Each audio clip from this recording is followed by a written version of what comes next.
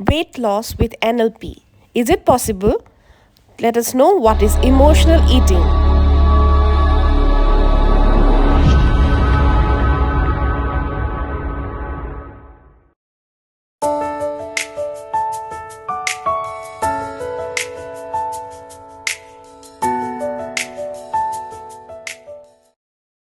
Hey everyone, good morning and welcome to Love Detox. तो मेरे previous episode में मैंने बात किया about the physiology and psychology of weight loss कि क्यों होता है डाइटिंग होता हम डाइटिंग करते हैं लेकिन हम उसको एक लॉन्ग टर्म गोल के हैसियत से नहीं ले पाते हैं। उसके लिए हमें क्या होता है कि हम बार बार हम उसको छोड़ देते हैं और फिर हमारा वापस जब भी हम वेट लॉस करते हैं थोड़ा डाइटिंग करके वो वापस आ जाता है। What is the reason and how can we solve it and can we make it a long term goals and we can we solve this problem. देखिए, आज हम लोग डिस्कस करेंगे about what is emotional eating. जो food होता है ना, it is something, it is related to our culture, it is related to our emotions. So हम जब उस पैटर्न को, वो जो सिस्टम से हमारे माइंड में फूड का जो एक पर्टिकुलर पैटर्न बना हुआ है वो फिक्स हो जाता है बचपन से ही। जैसे हम लैंग्वेज सीखते हैं, जैसे हम अपने एनवायरनमेंट में, अपने जो हमारे हम जहाँ पले बड़े होते हैं वहाँ का जो वेदर कंडीशंस होता है वो हमको इतना सूट करता है। लेकिन हम जब बाहर जाते हैं, एक्सट्रीम हीट, एक्सट्रीम कोल्ड, ये सब हमको प्रॉब्लम हो जाता है। क्यों हो जाता है? क्योंकि जब एक सिस्टम से दूसरे सिस्टम तक हम एब्रप्टली चेंज करते हैं without that preparation, then it is very difficult for us to adjust. For example, आप देख सकते हैं जब आप लोगों ने कभी स्कूबा डाइविंग किया होगा तो आपको ऐसे ही समुद्र के जो नीचे ले जाके रंग बिरंगी मछली, समुद्र के अंदर आपको ले जाके विथ ऑक्सीजन एंड ऑल आपको दिखाते हैं अंदर क्या है। तो उसमें भी आपने देखा होगा कि आपको एकदम से नीचे नहीं लेके जाते हैं, एक तो वो डेप्थ में नहीं ले जाते, फिर भी शैलो, थोड़ा सा शैलो ही रहता है जहाँ वो लेके जाते हैं। लेकिन आपको वो एक ट्रेनिंग देते हैं। ओके, वो ट्रेनिंग देते हैं क्योंकि आपको फिर आप उस चीज़ को जब तक अपने मन में प्रोग्रामिंग कर कर ले और उसके बाद आपके लिए इजी हो जाता है, आप मतलब जा सकते हैं। तो उसी तरह फूड जो होता है उसके साथ भी हमें ऐसे एब्रप्टली हमको किसी भी डाइटिंग नहीं करनी, किसी भी तरह की डाइटिंग को बिना कुछ उसके बारे में समझे या जाने हमें नहीं करना चाहिए। क्योंकि फिर उसी तरह का हमारा जो मेंटल पैटर्न है वो हमारा टूट जाता है और उससे क्या होता है कि हमें और अलग अलग तरह की प्रॉब्लम्स फेस करनी पड़ती हैं। एक तो जो खाना होता है, जो बैलेंस डाइट होता है, जो हम बचपन में खाते थे, हमारे घर में हमारी मॉम बनाती थी हमारे लिए, जिस तरह का खाना चलता था वो हमारे लिए बहुत ही ज़रूरी है। क्योंकि हमारे आँखों की रोशनी के लिए, हमारे स्किन के लिए, हेल्थ के लिए, हमारे हेयर हेल्थ के लिए, नेल्स, बोन्स, एवरीथिंग। आप देख सकते हो कि कभी अगर हम लोग बिना कंसल्ट किए किसी एक्सपर्ट डाइटिशियन से या ऐसे हम लोग डाइटिंग स्टार्ट कर देते हैं, कोई भी बोल रहे हैं कि ये डाइटिंग अच्छा है, हम कर लेते हैं, हम इस with the intention that we need to become slim. तो उससे क्या होता है, हमारा जो हमारा हेल्थ बहुत इफेक्ट, आप देखेंगे स्किन बहुत रिंकल्स हो जाती है, उसका मतलब हेयर फॉल होना स्टार्ट हो जाता है, नेल्स यू नो बहुत ही टूटने लगते हैं जल्दी, फिर पैरों में दर्द होना शुरू हो जाता है किसी किसी का, और बहुत सारे अदर हेल्थ इश्यूज हो जाते हैं। क्योंकि जो न्यूट्रिशन हमको चाहिए और जो हमारा एक, जो हमारे मॉम के हाथों से बनाया हुआ जो हमारा लंच, ब्रेकफास्ट, हमारा डिनर था, उसमें हमको हर चीज़ मिल जाता था। मतलब हर पोर्शन जो हमें चाहिए, हमको डांट के दूध पिलाती थी हमारी मॉम बचपन में। मेरी मॉम ने तो मतलब हम लोग का जो क्वार्टर था उसमें गाय भी पाला हुआ था ताकि हमको शुद्ध गाय का दूध दे सके। और हम दिन में 3 बार हम लोग दूध पीते थे। मतलब वो पिलाती थी हमको जबरदस्ती, हम लोग कभी फेंक भी देते थे क्योंकि हमको अच्छा इतना दूध नहीं पसंद था पीना, लेकिन वो पिलाती थी। तो एक वो होता है जब सडनली आप, ऐसा होता है ना कभी कभी, आप एक बहुत अच्छे खाने पीने के घर से है, आप खाते थे सब कुछ जो आपके लिए ज़रूरी था, आपके हेल्थ के लिए ज़रूरी है। ऑफ कोर्स बॉडी टाइप तो अलग होता ही है, कुछ लोग के बोन स्ट्रक्चर्स थोड़े बड़े होते हैं, हेल्दी होते हैं दूसरों से, कुछ लोग स्लिम होते हैं, तो वो अलग बात है। लेकिन आप घर में एक खाने पीने का माहौल, आपको हर चीज़ मिलता है, सडनली आप हॉस्टल चले जाते हैं या फिर आपकी शादी हो जाती है, तो आपका जो फूड हैबिट्स वो बहुत चेंज हो जाता है।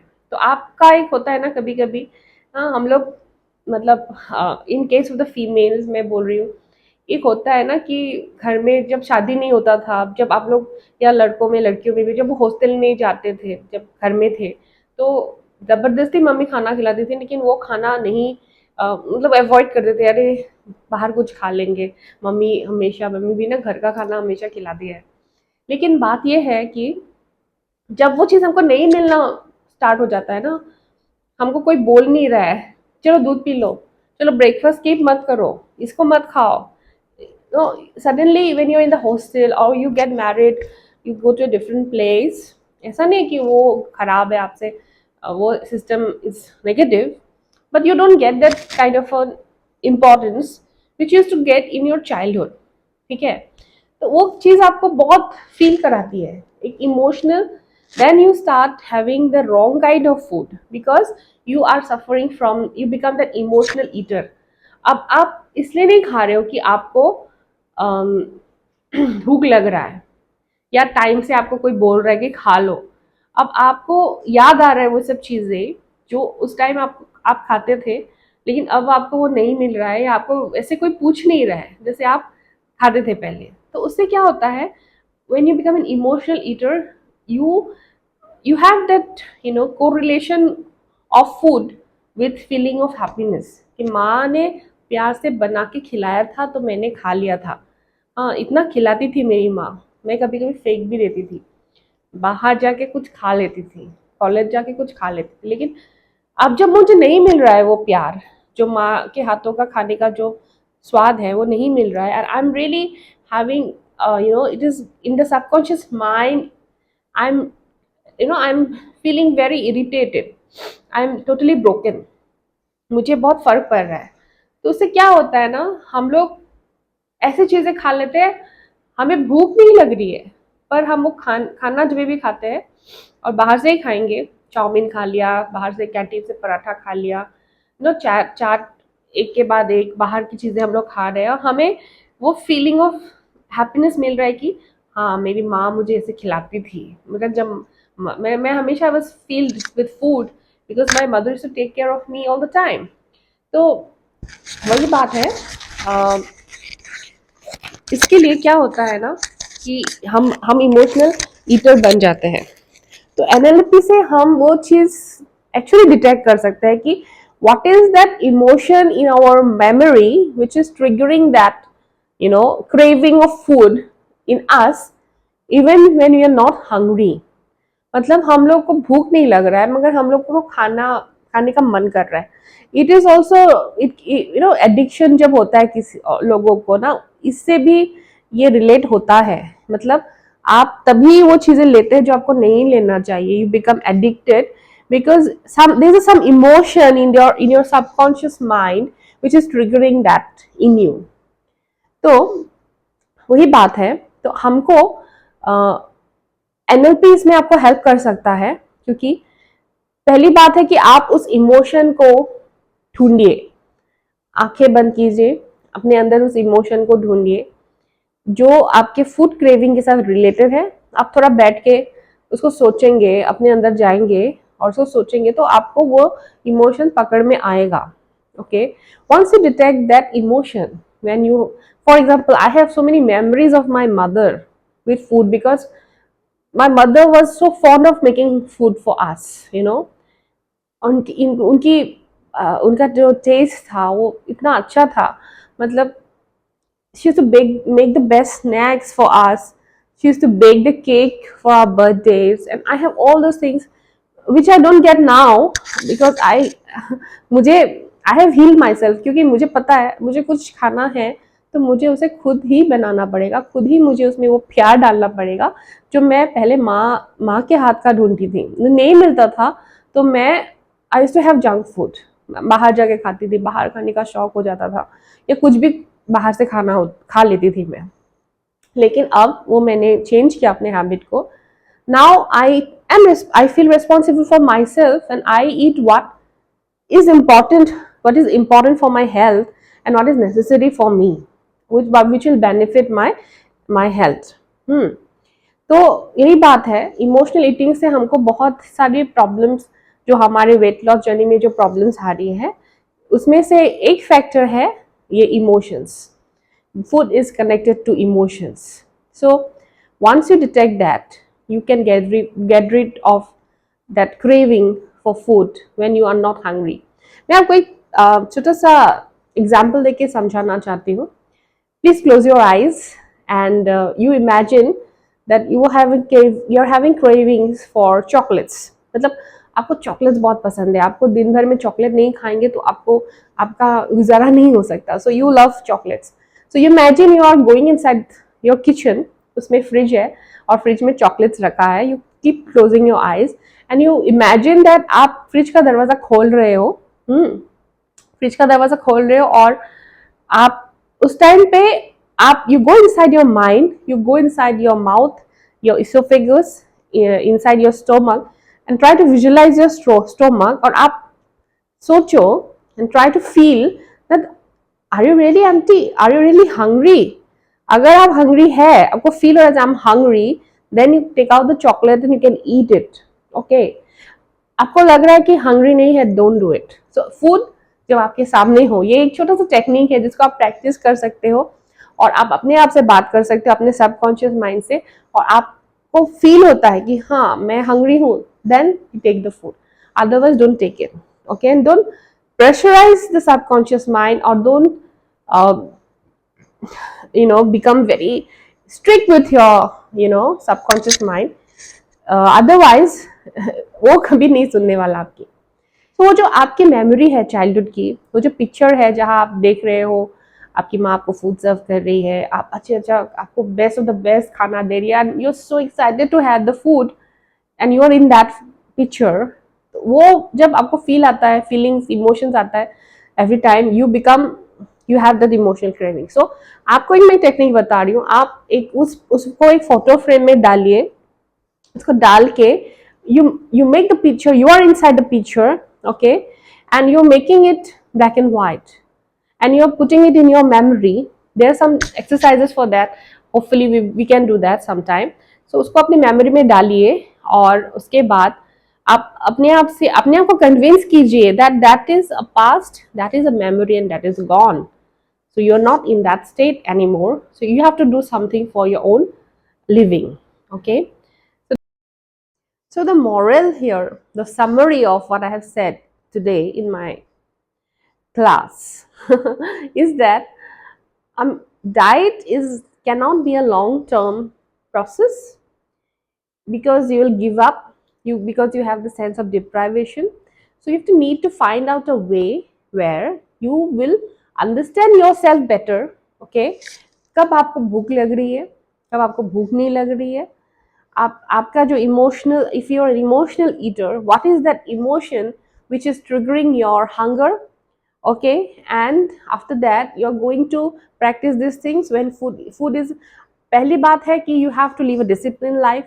Okay, you have to meditate, you have to tell your mind that I want to lose weight and I am going to मैं जो खाना खाने वाली हूँ मैं उसको बहुत ध्यान से खाने वाली हूँ.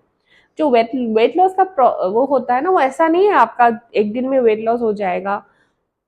और what I am trying to my love detox therapy is not about making you slim और making you a perfect figure कि आपको कल बोल दे you are the miss universe, you are the miss, you are a beauty queen. No, I'm not trying to put a concept to make you slim and thin and like a model.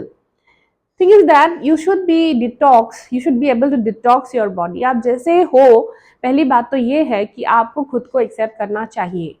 You feel happy about it, you feel proud of it and I trust me, your subconscious mind is going to work every day to make you feel beautiful, look beautiful, and everyone coming across you will compliment you every day. जब आपका ये mindset हो जाए कि जैसी मैं हूँ, मैं मतलब आई एम ब्यूटीफुल, आई मेरे लिए मैं बहुत सुंदर हूँ, मैं क्योंकि मैं I do everything for my health, you know, doesn't mean that things are working on me, even काम नहीं कर रहा है कुछ चीज़ें, पर मैं अपने आप पे बहुत काम कर रही हूँ। तो ये माइंडसेट के साथ ही आपको आगे बढ़ना है। और जो मैंने कहा कि आपको जो नॉर्मल खाना है वो खाना, उसको खाना खाना है, and you have to be your own जज. Once you command your subconscious mind that I'm not going to eat when I'm not hungry, okay, then you have to practice that. You know, it's a like a like formation of a habit.